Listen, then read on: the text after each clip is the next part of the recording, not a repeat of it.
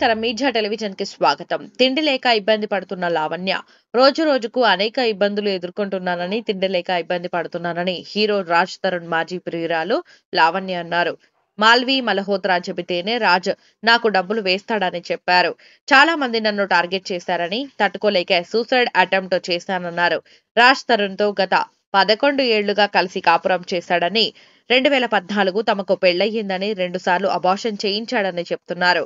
ఈ మధ్య మాల్వి మల్హోత్రాతో ఎఫ్ఐఆర్ పెట్టుకొని తనను దూరం చేశాడని ఆరోపిస్తున్నారు. నాకు ఈ ప్రపంచంలో అన్నిటికంటే ఎక్కువ రాజేనండి. ఆ రాజు కోసమే నేను ఫైట్ చేస్తున్నాను. వస్తాడో రాడో తెలీదు, వస్తాడని నమ్మకంతో ఫైట్ చేస్తున్నాను. నా ప్రేమ నిజమైతే వస్తాడు అన్న ఒక హోప్తోనే ఉన్నాను. అలాంటి ఒక టైంలో నేను వచ్చి ఫైట్ చేస్తుంటే రాజని నేను చూడాలో, లేకపోతే ఇటు సొసైటీ చేసే మాటలకి చూడాలో, థంబ్నెయిల్స్ చూడాలో, కమెంట్స్ చూడాలో, ఇవన్నీ నేను తట్టుకోలేకపోతున్నాను. దీనికి తోడు ఈ లాయర్ నిన్న మాట్లాడిన మాటలకి వాళ్ళ పేరెంట్స్ అప్రోచ్ అయ్యారంట. మరి వాళ్ళ పేరెంట్స్ త్రూ చూస్తున్న లాయర్ మరి నాకు ఎందుకు నిన్న మాట్లాడారు, ఇవాళ పొద్దున సపోర్ట్ ఎందుకు లెటర్ నన్ను సేవ్ చేయాలని మాట్లాడారు, ఇప్పుడు ఇందాక వీడియోలో మరి నన్ను తిడుతూ మాట్లాడుతున్నారు. ఒక హాఫ్ అన్ అవర్లో ఒక మనిషి మైండ్ సెట్ అలా మారుతున్నప్పుడు ఇంత బాధపడుతున్న నేను నా మైండ్ సెట్ ఎందుకు డిప్రెషన్లోకి వెళ్ళనండి? 10 సంవత్సరాల నుంచి ఒక మనిషి పొద్దున లెగిస్తే సాయంత్రం నా లాస్ట్ చూపు అతను అవుతాడు. ఇంట్లో ఎంటీ ఇల్లు అయింది నా హౌస్. ఫస్ట్ కంప్లైంట్లో మీరు రాజ్ తరుణ్ పైన చర్యలు తీసుకోకుండా తను నాతో కలిసి ఉంటే చాలు అని అన్నారు. సెకండ్ కంప్లైంట్లో తను నన్ను ఇల్లీగల్గా ఇట్లా వాడుకుని వదిలేశాడు అంటున్నారు. ఇప్పుడు కూడా మీరు రాజ్ తరుణ్తో కలిసి ఉండాలని అంటున్నారు, మళ్ళీ పోలీస్ కేసులు పెడతా ఉన్నారు. కలిసి ఉండాలని పోలీస్ కేసు పెట్టడం కాదండి. పోలీస్ కేసు ఫస్ట్ నేను మాల్వి మల్హోత్రాని వాళ్ళ తమ్ముడి పైన పెట్టాను. నన్ను బెదిరించారు. అది కూడా ఇంకా కంప్లైంట్ ఒక్కసారికి రాలేదండి. ఇప్పుడు వాళ్ళు ఉన్న 6 మంత్స్ అంటే నాకు విషయం తెలిసిన 6 నెలల తర్వాత ఇంకా నేను భరించలేక బయటికి రావడం జరిగింది.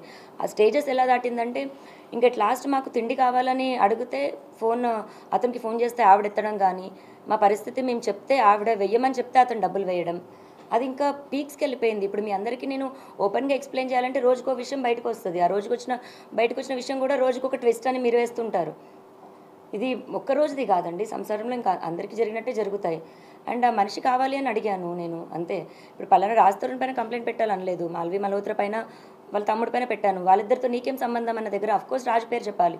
అలా అక్కడ రాజ్ తరుణ్ పేరు అనేది వచ్చింది, కానీ రాజ్ తరుణ్ పైన కంప్లైంట్ పెట్టాలని నేను అనుకోలేదు. అది ఫస్ట్ కంప్లైంట్ పెట్టినప్పుడు అది రాసిచ్చాను. ఆ రాసిచ్చిన దాంట్లోని మాల్వి మల్హోత్రా చార్ట్ చూపించి రాసిచ్చాను నేను. అలాగే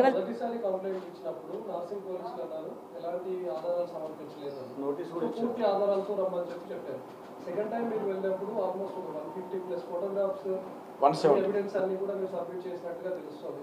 ఇప్పుడు నార్సింగ్ పోలీసులు ఏ విధంగా వ్యవహరిస్తున్నారు? రాజ్ తరుణ్ని కాంటాక్ట్ అవుతున్నామని ఏమైనా చెప్తున్నారా?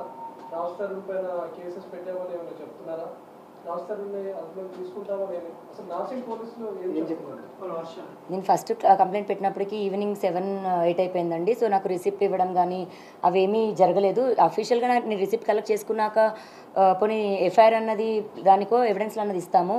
రెండో రోజుకి తెల్లారుజాము నుంచి మీడియాలో ఎలా వచ్చిందో మీ అందరికీ తెలుసు. ఆ డే నాకు బయటికి రావడానికి అంతా కూడా నేను ప్రిపేర్డ్ లేను. ఫస్ట్ నేను మీడియా ముందుకి అంత ప్రెస్ మీట్, ఇప్పుడు ఇంత ప్రెస్ మీట్ వచ్చినప్పుడు కూడా నేను ఎలా వణికాను అన్నది మీ అందరికీ తెలుసు. నేను కెమెరాస్కి అంత అలవాటు లేదు నాకు. అండ్ ఇప్పుడు ఎవిడెన్స్లు 12 ఏళ్ళ ఎవిడెన్స్లు తీయాలంటే ఒక్క రోజులో నేను రెడీగా ప్రిపేర్డ్గా లేను కదండి. నాకు 1-2 డేస్ టైం పడుతుంది. ఆ 1-2 డేస్ టైం తీసుకొని ఎవిడెన్స్లు ఇచ్చాను.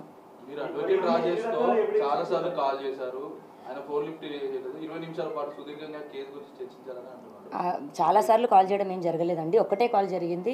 అండ్ అతను నాకు ఫస్ట్ అప్రోచ్ అయింది తనే అండి. నాకు అప్రోచ్ అయింది కూడా మూవీ అని, మీరు యాక్టింగ్ అంటే ఇంట్రెస్ట్ అని అప్రోచ్ అయ్యారు. లేదండి నాట్ ఇంట్రెస్టెడ్ అని చెప్పాను. తర్వాత నేను అడ్వకేట్ అని చెప్పారు. కంటిన్యూ అవుతుంటే మీరు రాజస్థాన్తో మాట్లాడి మధ్యలో లావణ్య ఒక ఆడియో బయటకు వచ్చింది. దాని మీద మీరు ఏం చెప్తారు? ఎప్పటిది అసలు ఆడియో?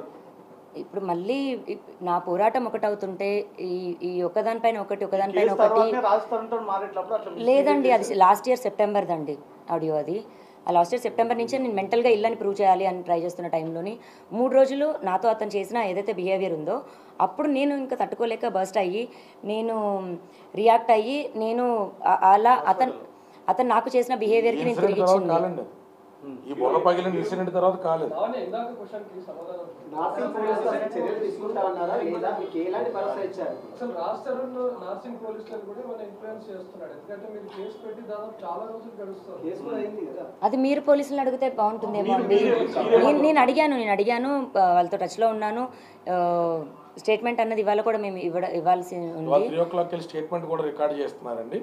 సోమవారానికి అతని మీద ఏం చర్యలు తీసుకున్నారనేటువంటిది, లేదా అతను యాంటిసిపేటరీకి కానీ క్వాషిక్ కానీ వెళ్తున్నాడు అనేటువంటి వివరాలు ఈ లోపల వాళ్ళు ఒక టీంని కాన్స్టిట్యూట్ చేస్తా అన్నారు. రాజ్ తరుణ్ వేరే బోర్డ్స్ అయితే ప్రస్తుతానికి వాళ్ళకి అందుబాటులో లేవనేటువంటిది మా అడ్వకేట్స్కి ఇచ్చినటువంటి వివరణ. ఆ డిఏ గారిని 3 కలుస్తారు.